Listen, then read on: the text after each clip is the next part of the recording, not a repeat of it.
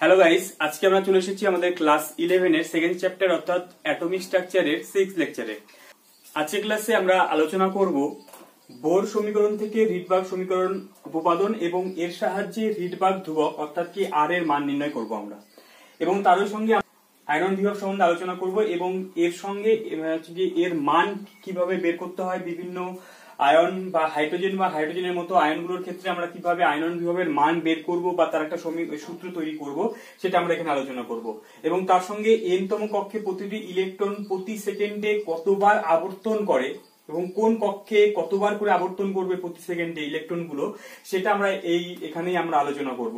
এবং তার সঙ্গে একটা গুরুত্বপূর্ণ পার্ট, যে কোশ্চেনগুলো তোমার নিট এবং আইআইটি পরীক্ষার কোশ্চেনগুলোতে এই ধরনের কোশ্চেনগুলো দেখা যায় বা তাছাড়া আমাদের বোর্ডের পরীক্ষার জন্য একটা ইম্পর্টেন্ট, সেটা হচ্ছে কি না বিভিন্ন সারির সর্বোচ্চ এবং সর্বনিম্ন তরঙ্গ দৈর্ঘ্য।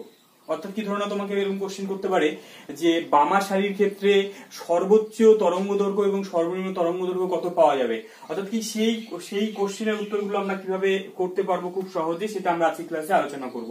এবং তার সঙ্গে আরেকটা গুরুত্বপূর্ণ মডেল আমাদের বাকি আছে, সেটা হচ্ছে কি সমারফিল্ড মডেল, যেটা কি হয়েছিল না বোরস মডেলের পরে সমারফিল্ড বোরের যে অনেকগুলো ত্রুটি লক্ষ্য করা, সেই ত্রুটিগুলো সম্বন্ধে সামারফিল্ড এসে কিছুটা হলেও উনি মডিফিকেশন করেছিলেন, সেই মডিফিকেশন সম্বন্ধে আমরা এখানে আলোচনা করব। তার সঙ্গে আমরা এখানে আলোচনা করব বিভিন্ন ধরনের ম্যাথ প্রবলেম গুলো।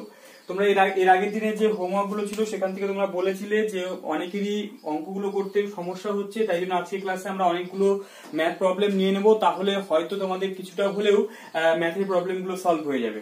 তাহলে চলো আর দেরি না করে শুরু করি আজকের ক্লাস।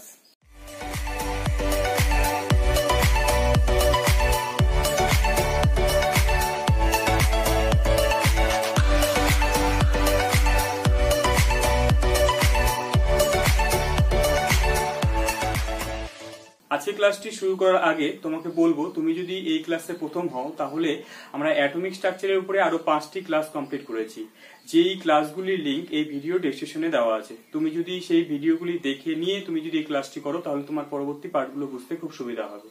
তাহলে চলো শুরু করি আজকের ক্লাস। দেখো, আজকের ক্লাসের শুরুতে আমরা কি আলোচনা করব না বোর সমীকরণ থেকে রিডবার্গ সমীকরণটা কিভাবে উপপাদন করা যায় এবং সেটা কিভাবে আনা যায় সেটা সম্বন্ধে আমরা এখানে আলোচনা করব। আচ্ছা দেখো, রিডবার্গ, এই যে রিডবার্গ ধ্রুবকটা যেটা আমরা এর আগের দিনে আলোচনা করেছিলাম যে আর, সেই রিডবার্গ ধ্রুবকের মানও আমরা পেয়েছিলাম। কত বলেছিলাম রিডবার্গ ধ্রুবকের মান? না 109,678 সেন্টিমিটার ইনভার্স, এটা আমরা বলেছিলাম, তাই তো? তো এই যে সংখ্যাটা অর্থাৎ কি যে 109,678, এই সংখ্যাটা কিন্তু অনেকদিন আগেই তৈরি হয়ে গেছিল, মানে যে বোরের সমীকরণ তৈরি হওয়ার আগেই কিন্তু এই আর এর মানটা বের করা হয়ে গেছিল। যেটা দেখো আমরা এর আগে বামার সমীকরণ পড়েছিলাম, লিম্যান সারিগুলো যে পড়েছিলাম সেটা কত সালের দিকে আসছিল না 1888, ওই তখনকার ঘটনা। আর বোরের সমীকরণ কত সালে আসছিল না 1913 সালের দিকে আমরা বোরের সমীকরণ পেয়েছিলাম। তো তার মানে কি যে তার আগেই কিন্তু এই আর এর মান নির্ণয় করা হয়ে গেছে, আর এর মান রিডবার্গ আলাদা করে বের করে রেখেছিলেন। এবার আমরা দেখবো যে বোরের সমীকরণ থেকে সেই আর এর মানটা নির্ণয় করে দেখব এবং সেটা দেখবো যে আর এর মানটা ঠিক আসে নাকি, এবং পরে দেখবো যে এই আর এর মানটা মানে প্রায় এই মানের সঙ্গে মিলে যায়। তার মানে আমরা ওখান থেকে কি বলতে পারি, যে আমরা বলতে পারি যে বোরের সমীকরণটা একদম ঠিকঠাক রাস্তাতেই আছে, তাই কিনা? এবার চলো দেখলাম তাহলে আমরা কিভাবে রিডবার্গ সমীকরণটা এখন বের করব। তার জন্য আমাদের কি লাগবে না, তার জন্য আমাদের ওই যে বোরের সমীকরণ থেকে যে আমরা এনার্জির এক্সপ্রেশনটা পেয়েছিলাম সেই এক্সপ্রেশনটাকে আমরা কাজে লাগাবো, তাই কি না? অ্যাকচুয়ালি এই রিডবার্গ ধ্রুবক বের করার জন্য আমাদের কি দরকার না ট্রানজিশনটা দরকার। আমরা কিভাবে ট্রানজিশনটা করব সেটা আমরা বোরের থার্ড পস্টুলেটে আমরা পড়েছিলাম, যে যখন তোমার N2 কক্ষপথ থেকে কোনো ইলেকট্রন N1 কক্ষপথে স্থানান্তর হবে তখন কিছু পরিমাণ শক্তি ছাড়বে, এবং ওই স্থানান্তরের সময় আমরা ওই ধ্রুবকটা আমাদের প্রয়োজন হয়েছিল, মানে আর বের করেছিলাম। অর্থাৎ কি তার জন্য আমাদের এনার্জির এক্সপ্রেশনটা প্রয়োজন। সেখানে এনার্জি এক্সপ্রেশন আমরা কি পেয়েছিলাম বলো? সেখানে এনার্জি E = আমরা পেয়েছিলাম মাইনাস, কেন এনার্জি এক্সপ্রেশনে মাইনাস কেন? এর আগে দিনে বলেছিলাম মাইনাস, এটা মানে বোঝাচ্ছে কি ও কত পরিমাণ শক্তি, কেননা অসীম দূরত্বের ইলেকট্রনটা কি হয়েছে না আর ব্যাসার্ধের মধ্যে এসে উপস্থিত হয়েছে। তো তার জন্য কি হচ্ছে, অসীম দূরত্বের ইলেকট্রনের শক্তি কত হয়? 0 থাকে। সেখান থেকে ইলেকট্রন যখন আর ব্যাসার্ধের মধ্যে আসে তখন কি কিছু পরিমাণ শক্তি ছেড়ে দিয়েছে, তো সেই শক্তিকে বোঝানোর জন্য এখানে মাইনাস সাইনটা ব্যবহার করা হয়। তো সেটা কত ছিল? 2π² mz² e⁴ by n² h²। এটা কি ছিল না আমাদের এনার্জির এক্সপ্রেশনটা, মানে এনার্জির ফর্মুলাটা। এবার আমরা এখানে কি করব, দেখো আমাদের টার্গেট কি, আমাদের টার্গেট হচ্ছে রিরবার্গ সমীকরণটা বের করা, যেটা আমরা বামার সমীকরণের ক্ষেত্রে দেখেছিলাম। সেই কি সমীকরণটা, নিউ বার সমান সমান এখানে একটা আর ছিল। এবার আমাদের এরকম একটা এক্সপ্রেশন আনা 1/n1 মাইনাস 1/n2 স্কয়ার, এরকম একটা এক্সপ্রেশন আনা, তাই তো। এবার এই এক্সপ্রেশনটা আনতে গেলে কি করতে হবে, দেখো এটা আমরা কি ধরেছিলাম, যেখানে হচ্ছে গিয়ে তোমার যখন কোন একটা উচ্চ কক্ষ পথ থেকে যখন একটা ইলেকট্রন নিম্ন কোন কক্ষ স্তরে আসবে তখন কি পরিমাণ শক্তি ছাড়বে এবং সেই শক্তিটার তরঙ্গদৈর্ঘ্য কি হবে সেটা আমরা বের করেছিলাম। এবার সেটা বের করার জন্য আমরা এখানে কি করব, একই রকম ভাবে এই যে বোরের যে এনার্জির এক্সপ্রেশনটা পেলাম, তো আমরা সেটা তো বিভিন্ন রকম কক্ষপথে তো এনার্জি কত সেটা আমরা জানি। এবার আমরা কি করব, এবার আমরা করব কি, যে ওই যে কক্ষপথগুলো আছে সেই কক্ষপথগুলো আমরা ট্রানজিশনটা ধরে নেব। অর্থাৎ কি, আমি ধরে নিলাম হচ্ছে গিয়ে n2 তম কক্ষপথ থেকে ইলেকট্রনটা আমার n1 তম কক্ষপথে ও ট্রানজিশন হয়েছে, অর্থাৎ কি ওখান থেকে স্থানান্তর হয়েছে। এবার এই স্থানান্তরের সময় যখন স্থানান্তর হচ্ছে তখন আমি ধরে নিলাম কি, যে n1 তম কক্ষপথেও শক্তি ছিল, যখন n1 তম কক্ষপথে থেকে এখানে n1 বসাবো, আর n2 তম কক্ষপথের শক্তি কি ছিল, n2 স্কয়ার হবে। তো তাহলে আমরা কি করবো বলো, যে যখন E1 মানে আমি বের করছি যে E1 শক্তি স্তরে যেটা আছে সেখানে শক্তিটা কত, সেটা সমান কত হবে না, -2π2m z2 e⁴ n1 square h square, এটা হবে কি না E1 শক্তি স্তরের শক্তি। একরকম ভাবে E2 শক্তি স্তরে যদি বের করতে যাই তাহলে E2 সমান কি হবে, -2π2m z2 e⁴ n2 square h square, এটা হবে না। তো এবার আমরা কি করব না, যখন আমরা ডেল ই মানে শক্তির পার্থক্যটা বের করব, তাহলে ডেল ই সমান সমান কি হবে না, E2 E1 হবে। কেননা উচ্চ শক্তি স্তর থেকে আমরা সবসময় নিম্ন শক্তি স্তরটাকে বাদ দেবো, কেননা E2 শক্তি বেশি, E1 এর শক্তি কম। তাই জন্য এটা যদি বাদ দিই তাহলে এখান থেকে কি হবে, তাহলে E2 টাকে প্রথমে বসাবো, E2 জায়গায় বসাও, কি বসাবো, -2π2m z2 e⁴ n2 square h square, ঠিক। একরকম ভাবে তুমি যদি E1 এর জায়গায় বসাও, En এর জায়গায় কি বসাবে, -2π2m z2 e⁴ n1 square h square, এটা। এবার দেখো এই মাইনাসে মাইনাসে প্লাস হয়ে যাবে, তাহলে তুমি এই মানটাকে সামনে বসাতে পারবে, তাহলে বসাও। তাহলে বসালে কি হবে, দেখো 2π2m z2 e⁴ তোমার কি হচ্ছে গিয়ে n1 স্কয়ার h স্কয়ার। একরকম ভাবে তাহলে এটা পরে চলে আসবে -2π2m z2 e⁴ n2 square h square, তাই কি না। এবার তুমি এখানে একটা জিনিস লক্ষ্য করো, সেটা হচ্ছে কি না, সেটা হচ্ছে কি তোমার এইটুকু পার্টটাকে দেখো সবার মধ্যে কমন আছে, এইটুকু পার্টটাকে তুমি কমন নিয়ে নাও। তো কমন নিয়ে নিতে পারি আমরা, তাহলে কি হবে, 2π2m z2 e⁴ h square, এটাকে আমরা কমন নিয়ে নিলাম। এবার কমন নিয়ে নিলে এখানে পড়ে থাকবে কি, পড়ে থাকবে প্রথমে n1 তার স্কয়ার মাইনাস 1/n2 তার স্কয়ার, এটা পড়ে থাকবে, তাই না। আচ্ছা, এখান থেকে আরেকটা জিনিস দেখো, যে ই মানে ডেল ই, অর্থাৎ কি এটা হলো একটা শক্তি, তাহলে আমরা জানি যে শক্তি ই, এটা প্লাঙ্কের সমীকরণটা আমরা পেয়েছিলাম, ই ইকুয়ালস টু কি হয় বলো, h নিউ, তাই না, ই ইকুয়ালস টু h নিউ হয়। এবার তাহলে আমরা এখানে এই যে ডেল ইর জায়গাটা আমরা h নিউ বসাতে পারবো, ঠিক আছে, এটা তো একটা শক্তির পার্থক্য, তো এটা বসাতে পারবো। তাহলে এখান থেকে আমরা এটা বসালাম। এবার দেখো এই h টাকে তুমি এখানে নিয়ে চলে আসো, এখানে নিয়ে চলে আসলে কি হবে, h স্কয়ারটা এটা h কিউব হয়ে যাবে, তাই কি না। আচ্ছা, আবার তুমি জানো কি যে নিউ ইজ ইকুয়ালস টু কি না c/λ হয়, হয়, তাহলে নিউ এর জায়গায় তুমি এটা বসাও, c/λ বসিয়ে দাও, নিউ এর জায়গায় c/λ পেয়ে গেলাম, ঠিক। আচ্ছা, একই রকম ভাবে এই c টাকে তুমি এখানে নিয়ে চলে আসো, c টাকে যদি এখানে নিয়ে চলে আসো তাহলে কি হবে, তাহলে 1/λ এটা পড়ে থাকবে, তাই না। আচ্ছা, এবার এই 1/λ এটাকে তুমি কি লিখতে পারবে, 1/λ মানে কি জানি, nu bar is equals to 1/λ হয়। তাহলে আমরা পেয়ে গেলাম কি না, nu bar is equals to 2π2m z2 e⁴ ch³ 1/n1 square minus 1/n2 square, এটা পেয়ে গেলাম, এই এক্সপ্রেশনটা পেয়ে গেলাম, তাই না। এবার তাহলে আমরা এখানে বসাতে পারো, চলো বসাও, কি পেলাম সেটা এখানে বসাও সুন্দর করে।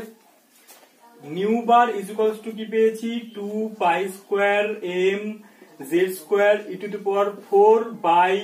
e⁴ hch³ into 1/n1 square minus 1/n2 square, এটা আমরা পেয়েছি।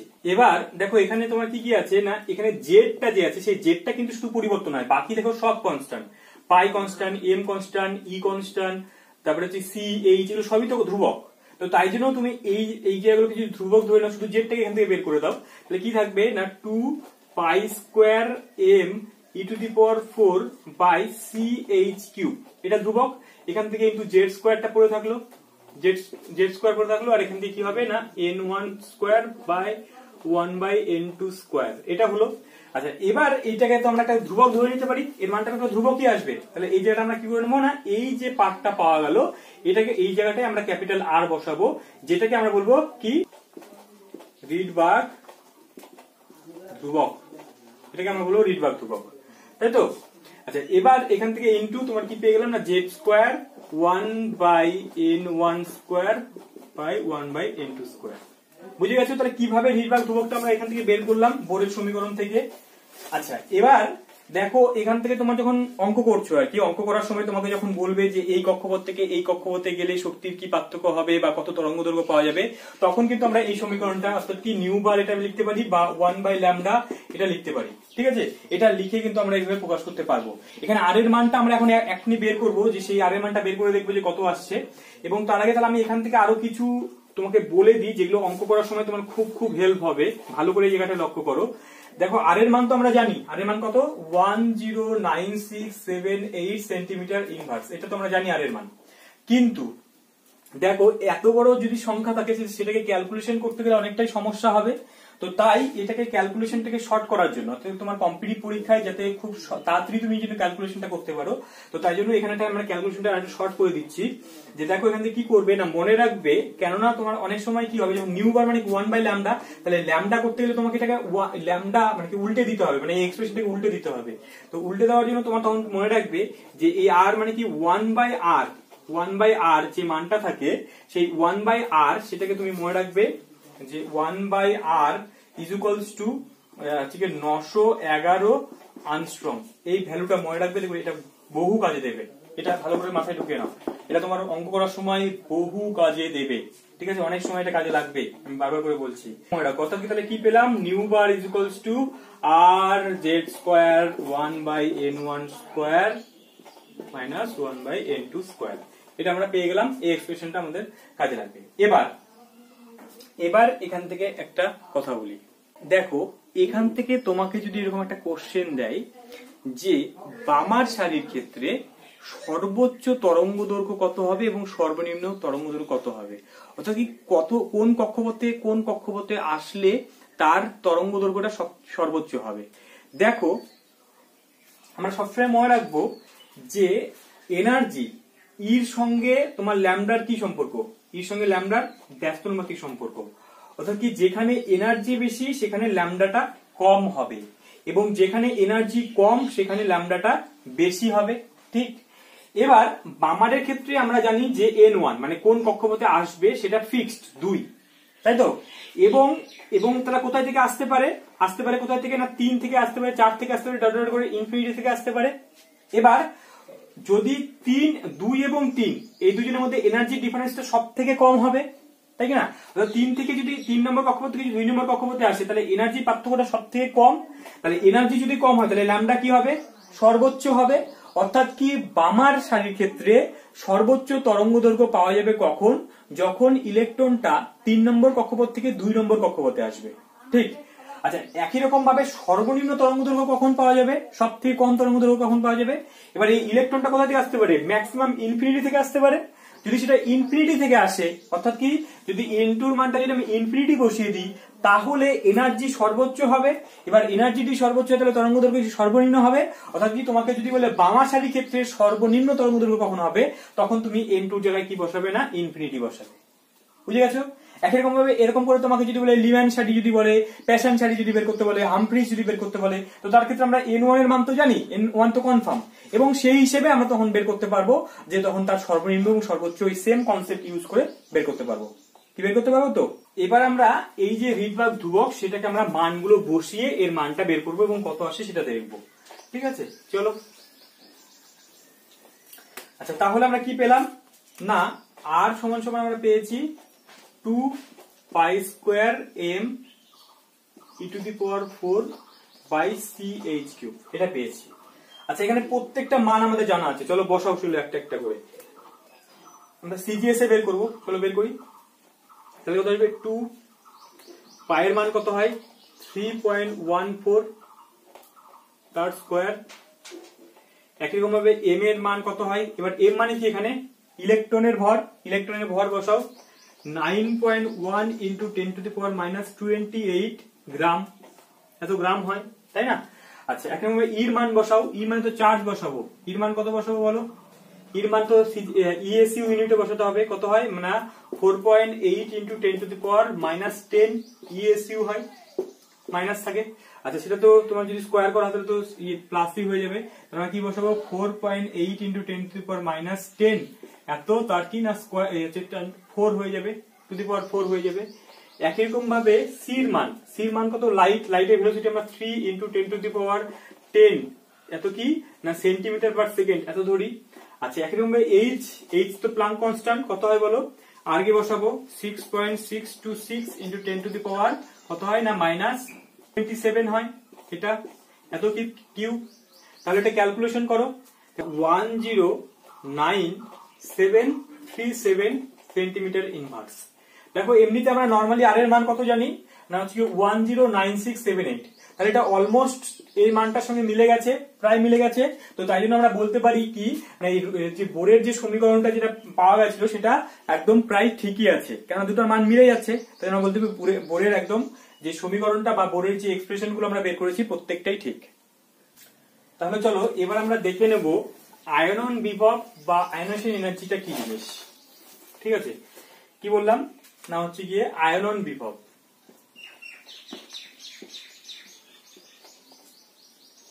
আয়নন বিভব বা এটাকে আমরা ইংলিশে বলি কি না আয়োনাইজেশন এনার্জি।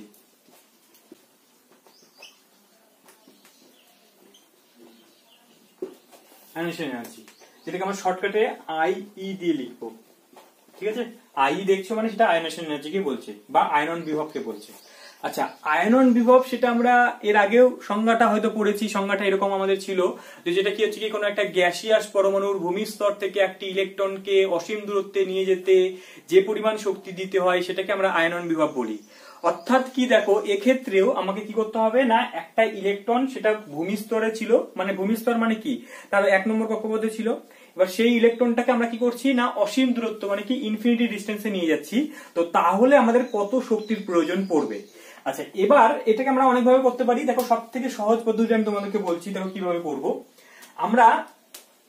আমরা দুটো এক্সপ্রেশন দিয়ে করতে পারি। আমাদের এনার্জির এক্সপ্রেশন আমরা এখনই দেখলাম কি E = -2 pi square M Z square E to the power 4 by M square H square, এই এক্সপ্রেশন দিয়ে করতে পারি। তাছাড়া আমাদের একটা এক্সপ্রেশন জানা ছিল, কি এক্সপ্রেশন বলো, সেটা হচ্ছে -13.6 Z square by M square এত কি না ইলেকট্রন ভোল্ট, এটা আমাদের জানা ছিল। এবার আমরা এটা দিয়ে করি, তাহলে আমাদের ক্যালকুলেশন করতে অনেকটা সুবিধা হবে, তাই না? আমরা এই এক্সপ্রেশন দিয়ে করি, দেখো একদম সেম এই এক্সপ্রেশনটা দিয়েও করা যায়, এই এক্সপ্রেশনটাতে করি তাহলে সুবিধা হবে। দেখো এবার আমরা কি করছি না, আমাদের কাছে দুটা জায়গা ছিল, মানে কি না আমাদের একবার ইলেকট্রনটা ও ওই যে R1 ব্যাসার্ধের মধ্যে ছিল, এখান থেকে আমরা কি করেছি না ওটাকে ইনফিনিটি ডিস্টেন্সে নিয়ে গেছি। কি বললাম, যখন ইলেকট্রনটা E1 এর মধ্যে ছিল, মানে ধরো না প্রথমে ছিল, তখন ও R1 কক্ষপথের মধ্যে ছিল, তখন তার এক্সপ্রেশনটা কি হবে না E1 -13.6 জেড স্কোয়ার, এটা হচ্ছে কি না N1 তার স্কোয়ার।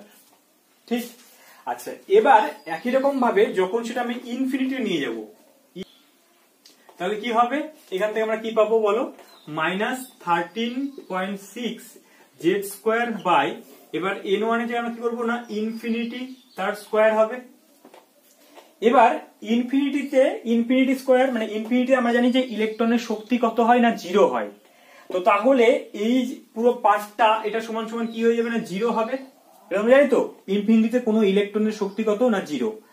তো তাহলে ইনফিনিটিতে নিয়ে যেতে মানে এই ইলেকট্রনটাকে ইনফিনিটি নিয়ে যেতে আমরা কি করব, E ইনফিনিটি -E1, এটা করলে আমরা শক্তির পার্থক্যটা পাবো, তাহলে শক্তির পার্থক্য কত আসবে না 0 minus 13.6 Z square by n1 square, এটা তাই না? আচ্ছা এবার তাহলে এই যে তাহলে এই পার্থক্যটা কত আসবে, পার্থক্যটা আচ্ছা এটাকে আমরা কি বলতে পারি, এই যে এনার্জিটার যে প্রয়োজন পড়লো সেটাকে তো আমরা আয়নেশন এনার্জি বলি, আয়নেশন এনার্জি। তাহলে এটা সমান সমান কি হবে না হচ্ছে কি তোমার মাইনাস প্লাস হয়ে যাবে 13.6 জেড স্কোয়ার n1 স্কোয়ার, তাই তো? এটা আমরা পেয়ে গেলাম, এটা আমরা পেয়ে গেলাম কি না আয়নেশন এনার্জির এক্সপ্রেশন।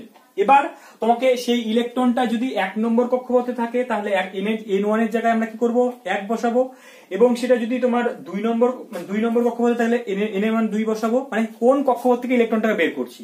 এবার তোমাকে এবার এরকম কোশ্চেন দিতে পারে যে তোমার Li2+ আয়নের ক্ষেত্রে ইলেকট্রনটি 2 নম্বর কক্ষপথে ছিল, সেই 2 নম্বর কক্ষপথ থেকে আমরা ইলেকট্রনটাকে বের করে অসীম দূরত্বে নিয়ে গেলাম, তো তার জন্য আমার কত শক্তির প্রয়োজন পড়বে, তাহলে সেক্ষেত্রে তখন n এর জায়গায় আমরা 2 বসিয়ে দেবো, তাই না? আর জেড এর মান তো ভ্যারি করবে, সেটা যদি হাইড্রোজেন হয় তাহলে 1 হবে, সেটা যদি তোমার লিথিয়াম হয় তাহলে 3 হবে, বেরিলিয়াম হলে 4 হবে, তো সেটা আমার এফেক্ট করবে। এবার সেটা যদি আমরা হাইড্রোজেনের ক্ষেত্রে আয়নেশন এনার্জির মান যদি বের করি, তাহলে হাইড্রোজেনের ক্ষেত্রে আচ্ছা এখানে n1 টা না ধরে না আমরা ডাইরেক্ট n ই ধরতে পারি, কারণ একই তো ব্যাপার কোন কক্ষপথে আছে। তাহলে আমরা সেটা এক কাজ করে এখানে সবগুলো n করে দাও, আমরা n ই ধরতে পারি, এগুলো তো n ই ধরতে পারি, n1 না ধরে n ই ধরি, কারণ n তম কক্ষপথ থেকে আমরা ইনফিনিটি নিয়ে গেছি, এইভাবে ভাবতে পারি। তো তাই জন্য হচ্ছে কি আমরা n ধরে নিলাম, এটা en, ঠিক আছে? আচ্ছা তাহলে এখানে দেখো হাইড্রোজেনের ক্ষেত্রে আমার n এর মান কত হবে, প্রথম কক্ষপথে ইলেকট্রনটা থাকে, এবং আর জেড এর মানটা কত হবে বলো, জেড এর মান 1 হবে, তাহলে হাইড্রোজেনের আয়নেশন এনার্জির মানটা কত হবে বলো, কত হবে না 13.6 এত ইলেকট্রন ভোল্ট, তাই তো? এবার তোমাকে যদি জুলে বের করতে বলে সেটা জুলেও বের করতে পারবো, আমাদের তো জানাই আছে 1 ইলেকট্রন ভোল্ট সমান কত হয় বলো, কত জুল, 1.6 × 10⁻⁻19 জুল এটা হয়। তাহলে ইলেকট্রন ভোল্টকে আমরা জুলে কনভার্ট করে নিতে পারবো। তাহলে এটা সবথেকে সহজ পদ্ধতি, যেটা আয়নন বিভব বের করার ফর্মুলা। তাহলে আয়নন বিভব বের করার ফর্মুলা হচ্ছে গিয়ে I = 13.6 Z²/n²। এবার যে পরমাণু বের করতে বলবে, যে কক্ষপথ থেকে বের করতে বলবে, সেটা আমরা এই এক্সপ্রেশন থেকে বের করে নিতে পারবো। ক্লিয়ার? চলো এবার আমরা n-তম বোর কক্ষে ঘূর্ণায়মান ইলেকট্রনের প্রতি সেকেন্ডে আবর্তন সংখ্যা বের করব। খুব একটা ইন্টারেস্টিং জিনিস দেখো, এখানে কনসেপ্টটা কি ইউজ করতে হবে, মানে দেখো আমরা বের করে নিতে পারবো এই যে নিউক্লিয়াসকে কেন্দ্র করে আমার ইলেকট্রনটা ঘুরছে, সেই ইলেকট্রনটা যে ঘুরছে সে প্রতি সেকেন্ডে কতবার এই নিউক্লিয়াসকে কমপ্লিট করবে, মানে কতটা আবর্তন করবে, কতবার আবর্তন করবে, এবং কোন কক্ষপথে কতবার করে আবর্তন করবে, প্রত্যেকটা জিনিস আমরা বের করতে পারবো। দেখো কনসেপ্টটা কি এখানে, দেখো এটার জন্য একটা সিম্পল কনসেপ্ট দেখো, যে সাপোজ ধরে নাও তোমার ক্ষেত্রে ধরো তুমি এখানে একটা কেন্দ্রকে মানে একটা সেন্টারকে কেন্দ্র করে তুমি ঘুরছো। এবার তোমাকে যদি বলা হয় তুমি হচ্ছে গিয়ে প্রতি সেকেন্ডে কতবার এই একটা পয়েন্টের মধ্যে দিয়ে তুমি ক্রস করবে, কতবার এটাকে ঘুরতে পারবে আর কি, তো সেটা তুমি কিভাবে বের করবে বলো দেখি।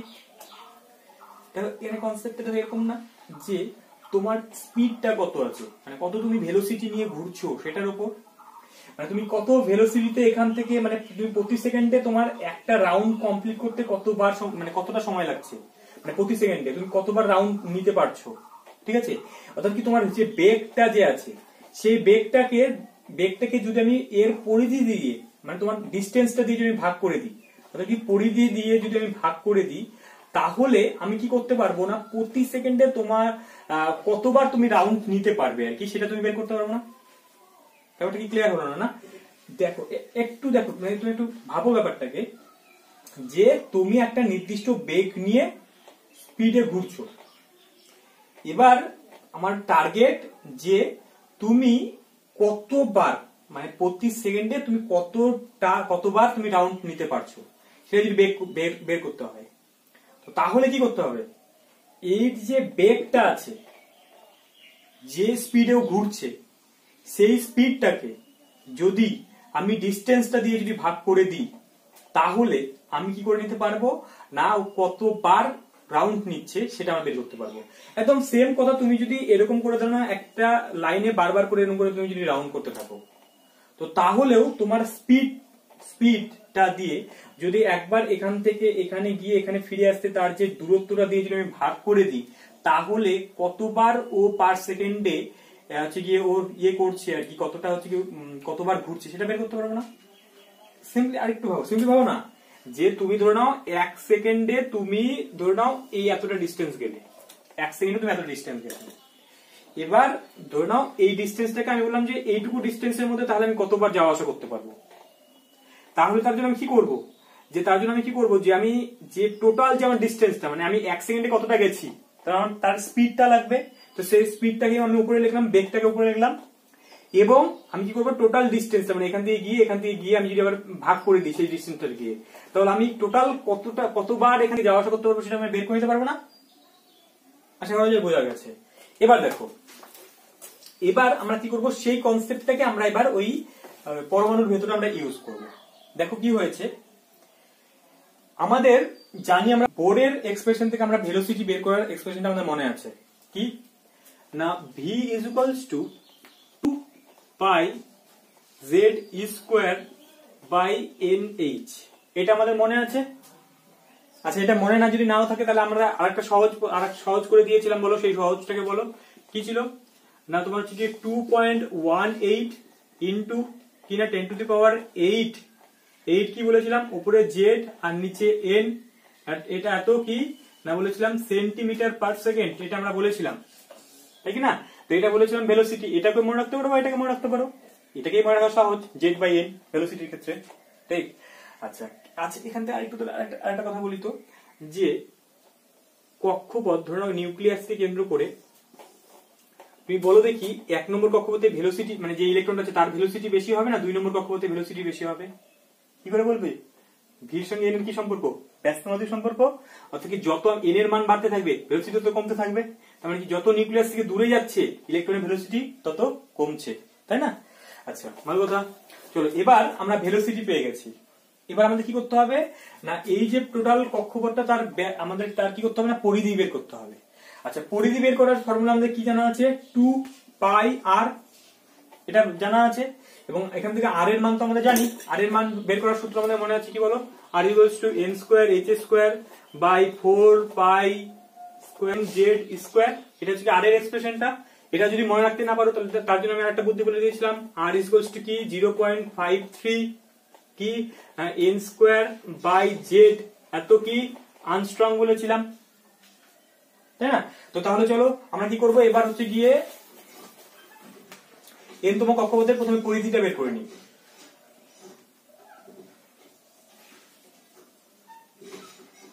কক্ষপথের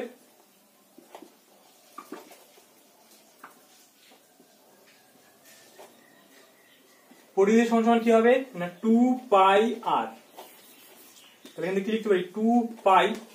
আচ্ছা, আমাদের সুবিধার্থে আমরা এই ফর্মুলাটাকে ইউজ করি, চলো করো, 0.53 n স্কয়ার বাই জেড, এত কি না আর্মস্ট্রং।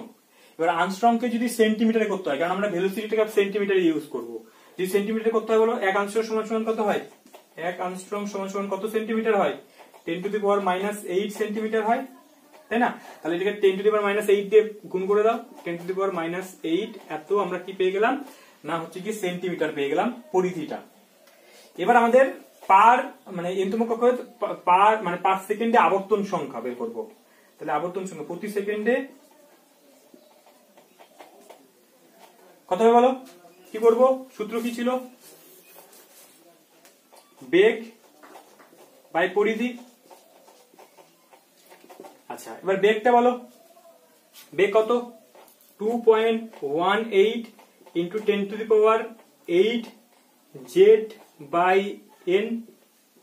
আচ্ছা, বেগ পেয়ে গেছি, আমরা পরিধিও বের করে ফেলেছি, 2 pi into 0.53 n square Z into 10 to the power -8। এবার এটা যদি করো তাহলে কত আসবে বলো, এখান থেকে পায়ের মান বসাও 3.14।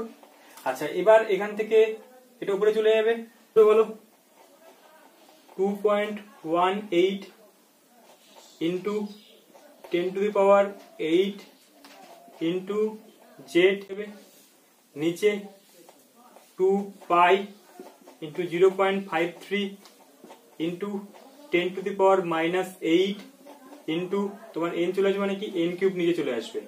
তাহলে এখান থেকে একই রকম ভাবে কোন কক্ষপথে বের করছি এবং কার ক্ষেত্রে বের করছি সেটা যদি বসিয়ে দিই, যদি একই রকম ভাবে আমাদের যদি হাইড্রোজেনের ক্ষেত্রে বের করি তাহলে হাইড্রোজেনের ক্ষেত্রে কত আসবে বলো, হাইড্রোজেনের ক্ষেত্রে যদি বের করি, হাইড্রোজেনের ক্ষেত্রে জেড এর মান কত হবে 1, আর প্রথম কক্ষপথে আছে, প্রথম কক্ষপথে যদি বের করতে চাই ভেলোসিটি, তাহলে 1 বসাবো। তাহলে বসিয়ে দিলাম, এখান থেকে কি পাবো না, এই পুরো এই মানটাকে ক্যালকুলেশন করো, কত পাবো 2.18 into 10⁸ by 2 pi into 0.53 into 10⁻⁻8। তাহলে এটাকে পুরো ক্যালকুলেশন করো, ক্যালকুলেশন করলে কত আসবে 6.54 ইন্টু 10⁻15 এত আসবে। তাহলে কি এত ও হচ্ছে কি এতবার আবর্তন করবে পার সেকেন্ডে। তাহলে প্রতি সেকেন্ডে হাইড্রোজেনের প্রথম কক্ষে যে ইলেকট্রনটা ঘুরছে তা সে কতবার আবর্তন করছে নিউক্লিয়াসকে কেন্দ্র করে, এত টাইম, এতবার ও হচ্ছে কি আবর্তন করছে। ঠিক আছে, এখন যদি 2 নম্বর কক্ষপথে ইলেকট্রন বের করতে বলতে বলো, তো তুমি এটা 2 নম্বর করো, এবং 2 নম্বর কক্ষপথের বের করে হাইড্রোজেনের ক্ষেত্রে 2 নম্বর কক্ষপথের যে ভেলোসিটি মানে আবর্তন সংখ্যা সেটা তুমি বের করবে, বের করে কমেন্ট বক্সে কমেন্ট করে জানাবে। এবার তুমি যদি কমেন্ট না করো তাহলে আমি কি বুঝবো যে তুমি ভিডিওটা পুরোপুরি দেখোনি। তাই জন্য বলছি তুমি ওটা পুরো বের করবে, নিজে খাতায় সেটা বের করো, বের করে নিয়ে এখনই কমেন্ট করো নিচে। ঠিক আছে, তাহলে চলো এবার আমরা কিছু নিউমেরিক্যাল প্রবলেম সম্বন্ধে আলোচনা করব। দেখো এখানে একটা কোশ্চেন বলেছে কি না, হাইড্রোজেন পরমাণুর প্রথম কক্ষের ব্যাসার্ধ হিলিয়াম পরমাণুর প্রথম কক্ষের ব্যাসার্ধের কত গুণ। দেখো এটা তো তোমরা বুঝেই গেছো আশা করি, কোন সূত্র ইউজ করতে হবে। ব্যাসার্ধ যেহেতু বলেছে তাহলে ব্যাসার্ধের ফর্মুলাটা ইউজ করতে হবে। বলো ব্যাসার্ধের ফর্মুলা কি ছিল, বলো। ব্যাসার্ধের ফর্মুলা আমরা দেখেছিলাম যে আর এন মানে এন তম কক্ষপথে ব্যাসার্ধ ইজ ইকুয়ালস টু কি ছিল 0.53 into N square by Z, এটা তাই কি না। এবার তোমাকে যদি বলে হাইড্রোজেন পরমাণু প্রথম কক্ষপথে ব্যাসার্ধ বের করতে বলেছে, যেমন হাইড্রোজেনের ক্ষেত্রে কি হবে, ক্ষেত্রে এন এর মান 1 প্রথম কক্ষপথে আছে। আচ্ছা জেড এর মান কত হবে 1 হবে। আচ্ছা ভালো কথা, তাহলে এটা যদি তুমি এখানে বসিয়ে দাও তাহলে কি হবে, আর এন এর মান 1 বসিয়ে দিই, আর এইচ পর এখানে হাইড্রোজেনের, তাহলে কি আসবে এটা 1, এটা 1 বসালে 0.53 এত এত। এটা কি আনস্ট্রং এ ছিল, তাহলে এটা এত আনস্ট্রং আসলো। আচ্ছা এখন কি বলেছে, হিলিয়াম পরমাণু বলেছে, তাহলে হিলিয়ামের ক্ষেত্রে কি হবে বলো, প্রথম কক্ষপথ বলেছে, আর জেড হিলিয়ামের ক্ষেত্রে পরমাণু ক্রমাঙ্ক কত হয় 2, 2 বসাবে, তাহলে হচ্ছে কত আসবে আর হিলিয়াম এক্ষেত্রে কত আসবে 0.53, এর মান তো 1 বসিয়ে দিলে 1, আর জেড এর মান তো 2, তাহলে 2 বসাবে, তাহলে এত আনস্ট্রং। আচ্ছা এবার কি বলেছে, এটা থেকে এটা কত গুণ, যদি বলে যে কারণ হচ্ছে হাইড্রোজেন পরমাণু প্রথম কক্ষপথের ব্যাসার্ধ, তাই না, প্রথম ব্যাসার্ধ হিলিয়ামের ক্ষেত্রে কত, তাহলে তুমি যার বের করতে বলেছে তাকে উপরে রাখবে, তো রাখো কি হবে না R N by R H helium. আচ্ছা এন একটা আর এইচ সমান সমান কি হবে 0.53 বাই 0.53 বাই 2, ওটা কি দুটো উপরে চলে আসবে, এটা কেটে গেল, ইকুয়াল টু 2 হবে। অর্থাৎ কি আমরা বলতে পারি R H equal to 2 into R H, অর্থাৎ কি হাইড্রোজেন পরমাণু প্রথম কক্ষপথের ব্যাসার্ধ সেটা হিলিয়াম পরমাণু প্রথম কক্ষপথের ব্যাসার্ধ দ্বিগুণ। ঠিক হলো, এরকম তোমাকে বলতে পারে লিথিয়াম বলতে পারে, বা এরকম যাই বলুক না কেন তোমরা এই প্রসেসটা ফলো করবে, তাহলে এই ধরনের সব অঙ্ক হয়ে যাবে। তাহলে চলো নেক্সট আর একটা উদাহরণ নিয়ে নিই। দেখো এখানে কি বলেছে, একটি ইলেকট্রনের স্থিতিশক্তি 1.7 ইলেকট্রন ভোল্ট হলে সেটির গতিশক্তি ও মোট শক্তি বের করতে বলেছে। একদম সিম্পল, ব্যাপারটা বুঝে গেছো কোন শক্তি দিয়ে হবে, তো স্থিতিশক্তি বলে দেওয়া আছে, তোমার গতিশক্তি বের করতে বলেছে। আচ্ছা তাহলে চলো গতিশক্তি বের করার জন্য আমাদের কি আছে, গতিশক্তি আমরা কাইনেটিক এনার্জি বলি, আমরা এর আগে দিনে পড়েছিলাম যে পোটেনশিয়াল এনার্জি সমান সমান কি হচ্ছে গিয়ে তোমার 2 ইন্টু কাইনেটিক এনার্জি, এটা আমাদের ছিল না, আমরা বলেছিলাম কাইনেটিক এনার্জি সবসময় কি হয়, কাইনেটিক এনার্জি সবসময় প্লাস হয়। আচ্ছা তাহলে কাইনেটিক এনার্জি তাহলে কি পাবো বলো, কাইনেটিক এনার্জি সমান সমান কি হবে পোটেনশিয়াল এনার্জি বাই 2, সামনে মাইনাস থাকবে, তাহলে তোমার পোটেনশিয়াল এনার্জি দেওয়া আছে কত মাইনাস প্লাস হয়ে যাবে 1.7 বাই 2 এত কি ইলেকট্রন ভোল্ট, অর্থাৎ কি যদি ভাগ করে তাহলে কত আসবে 0.85 এত ইলেকট্রন ভোল্ট। আচ্ছা এটা কি পেয়ে গেলাম না কাইনেটিক এনার্জি সবসময় কিন্তু প্লাস হয়, এটা কিন্তু মাথায় রাখবে। আচ্ছা একই রকম ভাবে কি বলেছে, মোট শক্তি বের করতে বলেছে, মোট শক্তি টোটাল এনার্জির সূত্র কি ছিল বলো, potential energy plus kinetic energy এটা ছিল। তাহলে পোটেনশিয়াল এনার্জি কত দেওয়া আছে -1.7, কাইনেটিক এনার্জি কত পেলে +8.5 এত ইলেকট্রন ভোল্ট, এটা যোগ করো যোগ করলে কত আসবে -0.85 এত ইলেকট্রন ভোল্ট। কি বলেছে, দেখাও হাইড্রোজেন পরমাণু প্রথম কক্ষের ঘূর্ণমান ইলেকট্রনের গতিবেগ আলোর গতিবেগের 10⁻² গুণ, সেটা তোমাকে বের করতে বলেছে। আচ্ছা, তো তাহলে কি হবে, দেখো আমরা কি করব, তাহলে এক কাজ করো, হাইড্রোজেন পরমাণু প্রথম কক্ষে ঘূর্ণমান ইলেকট্রনের গতিবেগ বের করে নাও। আমার গতিবেগ তো ফর্মুলা জানাই আছে, কি বলো, ভেলোসিটি v = 2.18 ইনটু 10⁻, কি হয় 8 ইনটু z/n, এটা হয়। আচ্ছা, এবার কি বলেছে, হাইড্রোজেনের ক্ষেত্রে z এর মান কত হবে 1, আর প্রথম কক্ষপথ বলেছে n এর মানও 1, অর্থাৎ কি এটা কি বলেছিলাম, এটা কি হবে 8 মানে কি সেন্টিমিটার পার সেকেন্ড, তাই তো, এটা হবে। তাহলে কত হলো 2.18 ইনটু 10⁻8, এটা 1 আসলে 8 এত সেন্টিমিটার পার সেকেন্ড হবে। আচ্ছা, এটা কি পেয়ে গেলাম না, হাইড্রোজেনের প্রথম কক্ষপথের ভেলোসিটিটা, ইলেকট্রনের ভেলোসিটিটা পেয়ে গেলাম। এবার আলোর গতিবেগটা আমাদের জানা আছে, বলো আলোর গতিবেগ কত হয়, 3 ইনটু 10⁻, কত হয় 10 এত কি সেন্টিমিটার পার সেকেন্ড। তো কার বের করতে বলেছে, দেখাও আলোর গতিবেগের এত গুণ, মানে হাইড্রোজেনের গতিবেগটা। তাহলে এটাকে আমরা উপরে রাখবো, তাহলে VH লিখি, VH বাই আলোর গতিবেগ সমান কি পাবো, 2.18 ইনটু 10⁻8, একরকম ভাবে 3 ইনটু 10⁻10। তো তাহলে এই যে পুরো টার্মটা, এটা আমি 1ই ধরতে পারি, 2.18 মানে কি প্রায় 1 ধরতে পারি। তাহলে এটা উপরে চলে গেলে কি হবে 10⁻² এত আসবে। তাহলে আমরা বলতে পারি না যে VH ইকুইভ্যালেন্স টু, মানে প্রায় 10⁻² ইনটু আলোর গতিবেগ, এটা বলতেই পারি। তো তাহলে এইভাবে অঙ্কটা প্রমাণ হয়ে গেল, বুঝে গেছে ব্যাপারটা। দেখো, হাইড্রোজেন পরমাণু লিম্যান সারির দীর্ঘতম তরঙ্গদৈর্ঘ্য বিশিষ্ট বিকিরণের তরঙ্গদৈর্ঘ্য ও কম্পাঙ্ক নির্ণয় করো। বিকিরণের তরঙ্গদৈর্ঘ্য আর কম্পাঙ্ক বের করতে বলেছে, কত না দীর্ঘতম। এই জায়গাটা দেখো আমি একটু আগে বললাম দীর্ঘতম কখন হবে। আচ্ছা, লিম্যান সারি মানে কোথায় আসবে ইলেকট্রন গুলো, কত নম্বর কক্ষপথে আসছে, 1 নম্বর কক্ষপথে, তাই তো। তাহলে অর্থাৎ কি যে নিউক্লিয়াস ছিল, নিউক্লিয়াসকে কেন্দ্র করে যে বিভিন্ন রকম কক্ষপথ গুলো আছে, এবার এটা কি কত 2 নম্বর, 3 নম্বর, 4 নম্বর, 5 নম্বর, এটা ধরো না 1 নম্বর। তাহলে 1 নম্বর 2 নম্বর থেকে আসতে পারে, 3 নম্বর থেকে আসতে পারে, 4 নম্বর, 5 নম্বর এগুলো থেকে আসতে পারে। এবার সবথেকে দীর্ঘতম তরঙ্গদৈর্ঘ্য কোন ট্রানজিশনের হবে, কোনটার ক্ষেত্রে হবে, কি বললাম যে তরঙ্গদৈর্ঘ্য এনার্জির সঙ্গে কি সম্পর্ক, ব্যস্তের মধ্যে সম্পর্ক। অর্থাৎ কি যদি 2 থেকে 1 আসে, তাহলে এর মধ্যে এনার্জির পার্থক্য সব থেকে কম হবে, তাহলে এই ট্রানজিশনের ফলে যে ল্যামডাটা পাওয়া যাবে সেটা সব থেকে বড় হবে, তাই তো। অর্থাৎ তাহলে এক্ষেত্রে আমাকে কিন্তু N2 মানে কোথায় থেকে আসছে সেটা বলে দেওয়া নয়, কিন্তু আমাকে ধরে নিতে হবে সেটা N2 থেকেই আসছে, কারণ N2 থেকে N1 এ আসলেই যে তরঙ্গদৈর্ঘ্যটা পাওয়া যাবে সেটা সব থেকে ম্যাক্সিমাম হবে, তাই তো।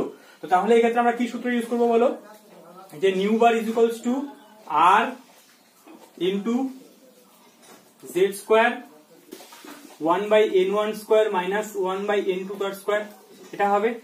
আচ্ছা, এখান থেকে তাহলে নিউ বার মানে কি 1/λ is equals to R into 1Z²। আচ্ছা, হাইড্রোজেনের ক্ষেত্রে এটা হাইড্রোজেন বলেছে, তাহলে Z এর মান 1 বসিয়ে দাও, কোনো ঝামেলা নেই। আচ্ছা, ইনটু তোমার এখান থেকে কি বলেছে, n1 এর মান কত হবে 1 তার স্কয়ার, বা এখান থেকে তোমার n2 কত হবে, কত থেকে আসছে 2 থেকে আসছে 2 এর স্কয়ার, এটা হবে। আচ্ছা, তাহলে এখান থেকে করো। আচ্ছা, এখান থেকে R ইনটু তোমার কি হবে 1 মাইনাস এটা 4, 1/4 মানে কি 1/4। আচ্ছা, এটা যদি ক্যালকুলেশন করো তাহলে কত হবে R ইনটু তোমার 4 মাইনাস 1, তার মানে কি 3/4 আসবে, তাই না, 3/4 আসবে। এবার এটা 1/λ। আচ্ছা, তাহলে ল্যামডার মান বের করতে হবে, তাহলে ল্যামডা ইজ ইকুয়াল টু কি হবে 1/R ইনটু 4/3, এটা হবে। আচ্ছা, একটু আগে আমি বলেছিলাম যে একটা তোমাকে যদি জিনিস মনে রাখো, একটা যদি তুমি ফর্মুলা যদি মনে রাখো, তাহলে সেটা অঙ্কগুলো করতে অনেক সুবিধা হবে। সেটা হচ্ছে 1/R ইজ ইকুয়াল টু কত বলেছিলাম 911 এত কি আর্মস্ট্রং। তাহলে দেখো 1/R, এটা তুমি যদি ওই 109678 যদি বসাতে যাও তাহলে কিন্তু অনেক বেশি ঝামেলা হবে, তার থেকে তুমি মুখে মুখে করে দিতে পারবে ক্যালকুলেশনটা। তাহলে কি হবে 1/R এর জায়গায় তুমি বসিয়ে দাও 911 ইনটু 4/3 এত আর্মস্ট্রং। আচ্ছা, এটা ক্যালকুলেশন করে যে অ্যান্সারটা আসবে সেই অ্যান্সারটা তোমরা কমেন্ট করে কমেন্ট বক্সের মধ্যে লিখবে। যদি না লিখো তাহলে আমি বুঝবো তুমি পুরোপুরি ভিডিওটা দেখোনি, অবশ্যই লিখবে অ্যান্সারটা। আচ্ছা, এরপরে আরেকটা কি বলেছে না, কম্পাঙ্ক বের করতে বলেছে। তাহলে কম্পাঙ্কটা কিভাবে বের করবো, আমরা তো ল্যামডা পেয়ে গেলাম, তাহলে কম্পাঙ্ক বের করার ফর্মুলা আমাদের জানা ছিল, কি বলো সেই ফর্মুলাটা কি জানা ছিল, কম্পাঙ্ক নিউ ইজ ইকুয়ালস টু কি ছিল C/λ, এটা ছিল। তাহলে সি জায়গায় কত বসাবো আমরা, আলোর গতিবেগ 3 × 10 কি না হচ্ছে কি তোমার সেন্টিমিটার পার সেকেন্ড। আচ্ছা এখানে ল্যামডা আমরা এখান থেকে যেটা বের করবো সেটা কিন্তু আর্মস্ট্রং এ বের হবে। এই আর্মস্ট্রংটাকে কিন্তু তোমাকে সেন্টিমিটার করে নিয়ে বসাতে হবে, তাই না? তাহলে 911 × 4/3 এত আর্মস্ট্রং আসবে। এবার আর্মস্ট্রংটাকে তুমি যদি সেন্টিমিটারে করতে চাও তাহলে কত দিয়ে গুণ করবে বলো, × 10⁻⁻8 দিয়ে গুণ করবে, তাহলে এটা সেন্টিমিটার হয়ে গেল। তো তাহলে তুমি এখান থেকে কি করতে পারবে না, এটা ক্যালকুলেশন করে যা আসবে তত হার্টজ, মানে সেকেন্ড ইনভার্স মানে তো হার্টজ, তত কম্পাঙ্ক আমরা বের করে নিতে পারলাম। এটাও তোমার কমেন্ট বক্সের মধ্যে কমেন্ট করে লিখবে। তাহলে চলো দেখো এই অঙ্কটা কিভাবে করবে বলো। কি বলেছে, বোরের তত্ত্ব অনুযায়ী হাইড্রোজেন পরমাণুর n তম কক্ষের ইলেকট্রনের শক্তি বলে দিয়েছে, হাইড্রোজেনের n তম কক্ষের শক্তি বলে দিয়েছে এটা। এবার হচ্ছে হিলিয়াম আয়নের তৃতীয় কক্ষপথ থেকে একটা ইলেকট্রন বিতাড়িত করতে, মানে একদম বাইরে বের করে দিতে করতে প্রয়োজনীয় আলোর তরঙ্গ দৈর্ঘ্য নির্ণয় করতে বলেছে। তার মানে প্রথমে যদি দেখো আমরা হিলিয়ামের তৃতীয় কক্ষের শক্তিটা যদি বের করে নিতে পারি তাহলে আমরা এটাকে আয়নী ভবনের কনসেপ্টটা এখানে ইউজ হবে। আয়নী ভবনের ক্ষেত্রে বলছেন অসীম দূরত্বে নিয়ে চলে যাবো। তার মানে কি, সেটা মানে কি এই তৃতীয় কক্ষপথে যে শক্তিটা পাওয়া যাবে সেই শক্তিটা নেগেটিভ আসবে, সেই নেগেটিভটাকে পজিটিভ করে দিলে অর্থাৎ 0 থেকে বাদ দিয়ে দিলে যে এনার্জিটা পাবো সেটাই হচ্ছে কি আমাদের ওই অত পরিমাণ শক্তির প্রয়োজন পড়বে, তাই কি না? তো অত পরিমাণ শক্তি পড়বে। তাহলে এখান থেকে দেখো তোমার এক কাজ করো, হিলিয়ামের তৃতীয় কক্ষপথে শক্তিটা বের করে নাও। সেটা কিভাবে বের করবো, দেখো এনার্জির এক্সপ্রেশন তো দেওয়া আছে। তাহলে En সমান যেহেতু দেওয়া হচ্ছে -21.76 এত 10⁻⁻19 জুল বাই n² দেওয়া আছে। আচ্ছা এখান থেকে তো হাইড্রোজেনের ক্ষেত্রে তাই জন্য উপরে একটা কি থাকে বলো। আচ্ছা নরমালি আমাদের এনার্জি এক্সপ্রেশনটা কি হয়, energy is equals two -2π² mz² e⁴ n² হয় না? তো তার মানে তোমার কি এইটুকুর মানটা দেওয়া আছে এই ইটাকে নিয়ে, তাহলে উপরে একটা z² থাকবে আর নিচে একটা n² থাকবে, তাহলে n² দেওয়া আছে। আর হাইড্রোজেনের ক্ষেত্রে যেহেতু z এর মানটা 1 হয় তাই জন্য যেটা দেওয়া নাই, মানে এখানে একটা z² থাকবে, তাই কি না? তো এই z² আছে এখানে। এবার যদি হিলিয়ামের ক্ষেত্রে যদি বের করতে চাই তাহলে হিলিয়ামের ক্ষেত্রে কি হবে, En, আচ্ছা এখানে থার্ড কক্ষপথে হিলিয়ামের যদি এনার্জিটা বের করতে চাই হিলিয়াম প্লাস, তার ক্ষেত্রে কি হবে বলো, -21.76 × 10⁻⁻19 বাই এখানে থার্ড কক্ষপথ যেহেতু বলেছে তাহলে n এর জায়গায় কত বসাবো, 3 বসাবো, তাহলে 3 এর স্কয়ার। আচ্ছা হিলিয়ামের ক্ষেত্রে z এর মান কত হবে 4, তাহলে 4 বসাবো এখানে, মানে 2 এর স্কয়ার হয়ে গিয়ে 4 হয়ে যাবে। তাহলে এখানে আমি কি পেলাম 4/9। তাহলে এটা ক্যালকুলেশন করো, এটা ক্যালকুলেশন করে যেটা আসবে তত কি হবে না হিলিয়ামের থার্ড কক্ষপথে এনার্জি তত হবে। তোমরা এটা ক্যালকুলেশন করবে, তাহলে যে মানটা আসবে সেই মানটা যে পাওয়া গেল এটা কি হলো না এনার্জিটা। এবার তোমার যদি কত শক্তি লাগবে, তাহলে কত শক্তি লাগবে, তাহলে এটা জাস্ট আমি প্লাস করে দেবো, অর্থাৎ কি প্রয়োজনীয় শক্তির মানটা কি হবে সেটা আমরা কি করবো 0 থেকে বাদ দিয়ে এটা যে প্লাস মানটা আসবে সেটা হয়ে যাবে কি আমাদের প্রয়োজনীয় শক্তির মানটা। এবার আমরা কি বের করতে পারলাম না, এখান থেকে শক্তির মানটা বের করতে পারলাম। এবার শক্তির মানটা যদি পেয়ে যাই তাহলে আমাদের কি বের করতে বলেছে না তরঙ্গ দৈর্ঘ্য বের করতে বলেছে। এবার তরঙ্গ দৈর্ঘ্য আমরা জানি কি E = কি জানি না h নিউ জানি। আচ্ছা h নিউটাকে আমরা ভেঙে লিখতে পারবো কি h × c/λ লিখতে পারবো, তাই না? তাহলে hc/λ এটা লিখতে পারবো। তাহলে এটা সমান যে ভ্যালুটা পাবো সেই ভ্যালুটা কি পেলাম না +276 × 10⁻⁻19 × 4/9 এটা পেলাম। তাহলে এটা পেলাম, এখান থেকে h এর মানটা বসাবো আর এখান থেকে c এর মানটা বসাবো। h এর মান কত হয়, h প্লাঙ্ক কনস্ট্যান্ট, h এর মান কত 6.626 × 10⁻34 জুল, যেহেতু জুলে বসাতে হবে যেহেতু এনার্জি জুলে দেওয়া আছে। আচ্ছা এখান থেকে c এর মান কিসে বসাবো, SI তেই বসাবো।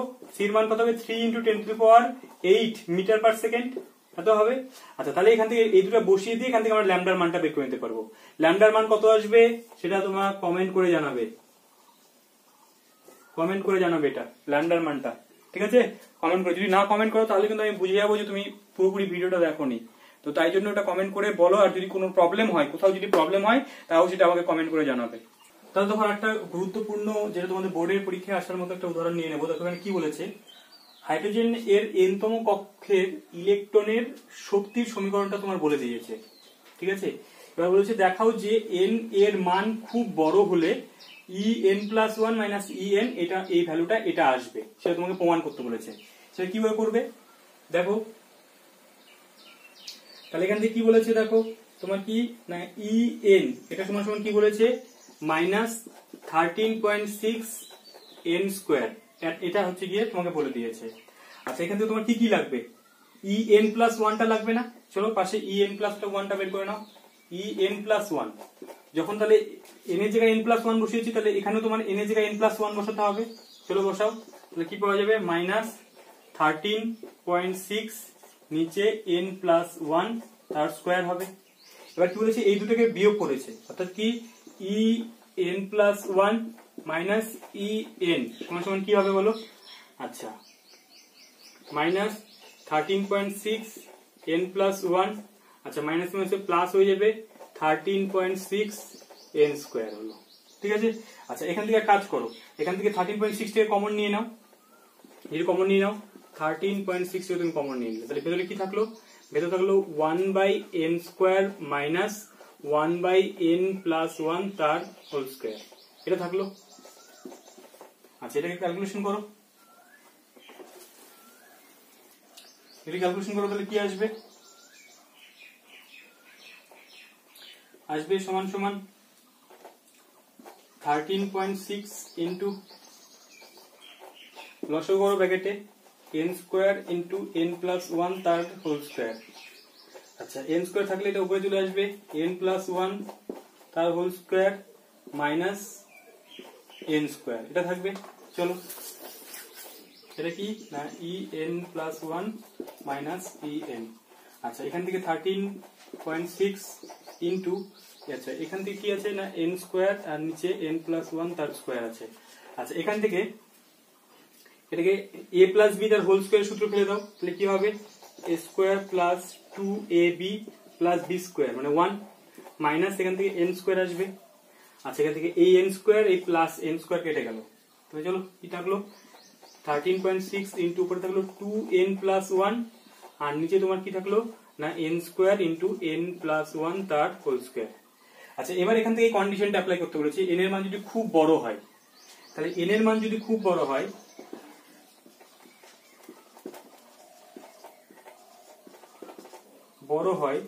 তাহলে কি হবে?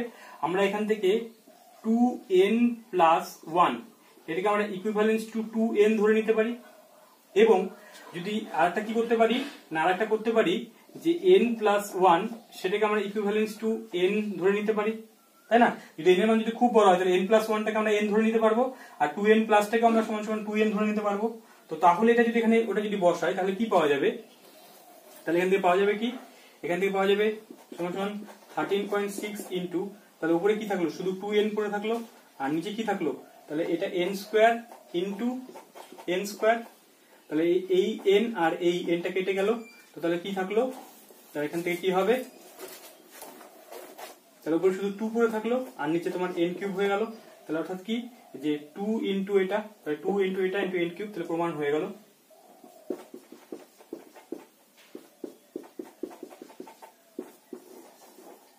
প্রুফ হয়ে গেল, বুঝতে পেরেছো? তাহলে আজকের ক্লাসটা আমরা এখানেই শেষ করছি। দেখো আমরা আজকের ক্লাসে অনেকগুলো নিউমেরিক্যাল প্রবলেম সলভ করলাম, আশা করা যায় তোমাদের যে অঙ্কের প্রতি যে প্রবলেমগুলো সেগুলো ধীরে ধীরে সলভ হয়ে যাবে। এবার আরো কিছু এই চ্যাপ্টার থেকে আরো অনেকগুলো অঙ্ক হবে, তাই জন্য এখনো পুরোপুরি অঙ্ক কমপ্লিট হয়নি, এটা আমরা জাস্ট বোর্ডের তত্ত্ব থেকে যে অঙ্কগুলো কমপ্লিট করার মতো সেগুলো আমাদের এখান থেকে কমপ্লিট করলাম। নেক্সট ক্লাসে আমরা হচ্ছে কোয়ান্টাম সংখ্যা সম্বন্ধে আলোচনা করব এবং কোয়ান্টাম যে মডেল আছে সেই মডেলটা নিয়ে আলোচনা করব।